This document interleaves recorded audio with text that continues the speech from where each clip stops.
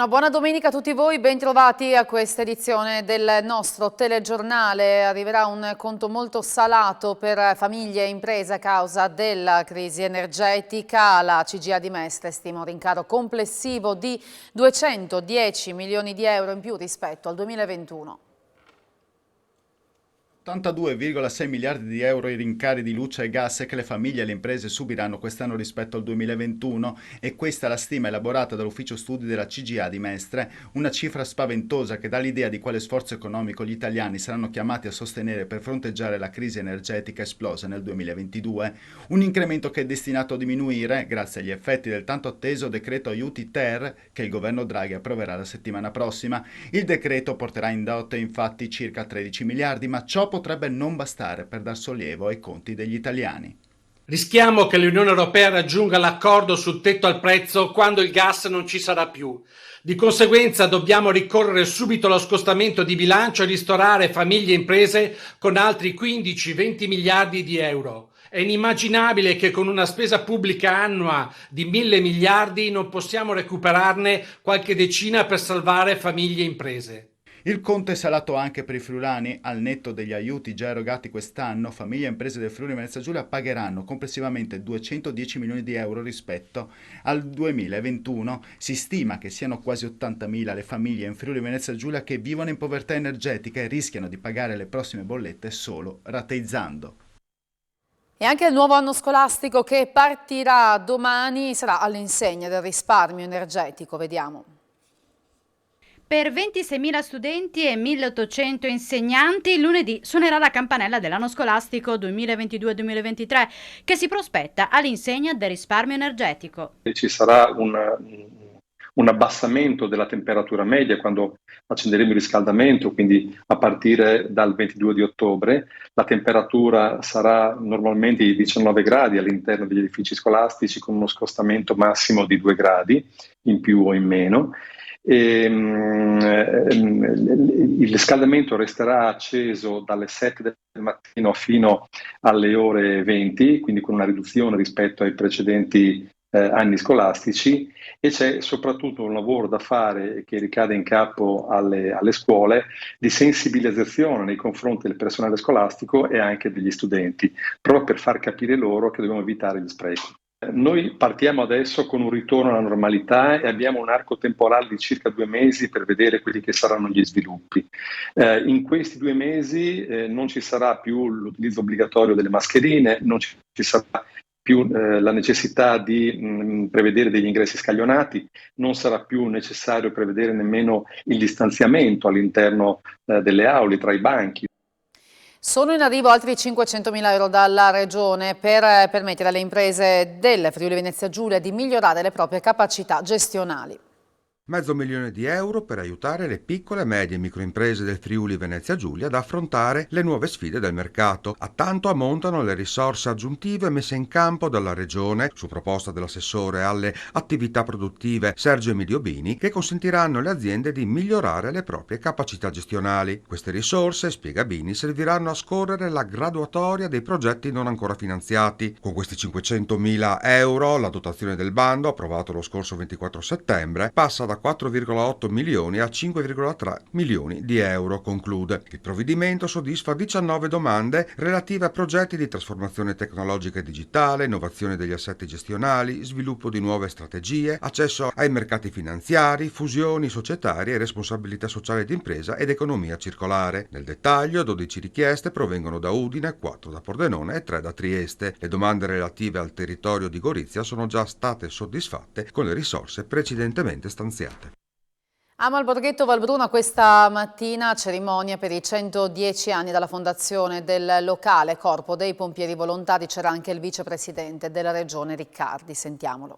110 anni dei pompieri volontari di Malborghetto Valbruna sono sicuramente un traguardo importante, una cellula, possiamo dire, del sistema di protezione civile, nata molto prima, che oggi fa parte integrante della nostra organizzazione con questa attività volontaria ma di grande competenza che continua a formarsi, a elaborare progetti e azioni a beneficio della sicurezza della popolazione. Questo l'abbiamo visto anche di recente negli incendi che hanno colpito sia il Carso che la montagna friulana. Questo insieme al Corpo dei Vigili del Fuoco, al Corpo dei nostri forestali, a tutti i volontari dell'antincendio boschivo di Protezione Civile. Sono un'organizzazione che garantisce tranquillità e sicurezza per la nostra gente, alla quale va la nostra gratitudine e soprattutto il nostro appello, perché questa esperienza deve proseguire avvicinando i nostri giovani a questa attività. Santa Maria la Longa ha inaugurato il nuovo centro di aggregazione realizzato interamente con fondi regionali, sarà riferimento per famiglie e giovani della comunità. Un nuovo centro di aggregazione che permetterà alle famiglie e ai giovani di incontrarsi in spazi adeguati per attività sociali ed eventi finalizzati allo stare insieme in maniera sana e costruttiva. Il nuovo polo, realizzato grazie a un finanziamento di 300.000 euro della Regione che ha coperto interamente il costo dell'opera, è stato inaugurato ieri a Santa Maria la Longa. Abbiamo inaugurato l'edificio dedicato al centro di aggregazione giovanile che abbiamo voluto e pensato qui all'interno dell'area festeggiamenti, all'interno del capoluogo. Tutto grazie a un contributo della Regione Friuli Venezia Giulia che ha voluto finanziare le ristrutturazioni, l'adeguamento di immobili da dedicare appunto ai nostri giovani. Questo importante contributo permette anche a una piccola comunità di avere un luogo importante da dedicare ai ragazzi giovani, meno giovani e per tenere uniti insieme a tutto il mondo del volontariato. È uno splendido segnale di ritorno alla normalità dopo la pandemia, ha commentato il vicegovernatore Riccardo Riccardi, che permetterà ai cittadini di vivere in armonia ed equilibrio il proprio territorio. La struttura è stata ricavata nell'area festeggiamenti di via Zompicco, dove è stato demolito un vecchio chiosco e costruito un edificio ex novo, attrezzato con proiettore, giochi, impianto audio e una piccola cucina. L'edificio è ecosostenibile e autonomo sotto il profilo energetico grazie all'installazione di pannelli fotovoltaici. Grande risposta solidale per Walter Franzi, il papà di Gemona che da ieri sta scalando ripetutamente lo Zoncolan per sensibilizzare sulle difficoltà che una famiglia con disabilità grave deve affrontare ogni giorno. Solo questa mattina quasi un centinaio le persone che sono partite per andare in cima allo Zoncolan con lui e con la moglie Mara. L'obiettivo è quello di raccogliere fondi per il progetto Small House e costruire una casa per le persone come il loro figlio Joseph affetto da autismo. Walter, ma dalla mattina del secondo giorno è stata dura, Walter? È stata molto dura perché lo Zoncolan lo conoscevo e devo dire che poi si impara da queste salite, no? Perché volutamente ho detto tante volte che dalla sofferenza ovviamente impari a resistere poi nelle difficoltà anche poi della vita in realtà.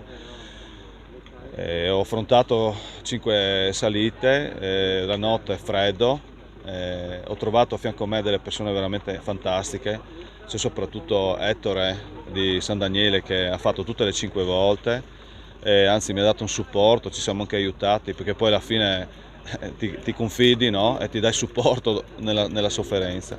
Ma ho visto una bellissima partecipazione e credo che per tutte le persone che sono venute qua ci hanno emozionato. Questa partenza parto anch'io, giustamente per affiancare Walter perché adesso è stanco e anche come segno di unione familiare perché questo è un progetto per le famiglie, nasce da una famiglia. Dicevo a Walter, questa mattina alle 5 stavo registrando ancora iscrizioni, è un segno bellissimo, non ci aspettavamo tanta vicinanza, soprattutto affrontando lo Zoncolan, ma abbiamo capito che tutti insieme se si vuole lo Zoncolan ce la facciamo a farlo.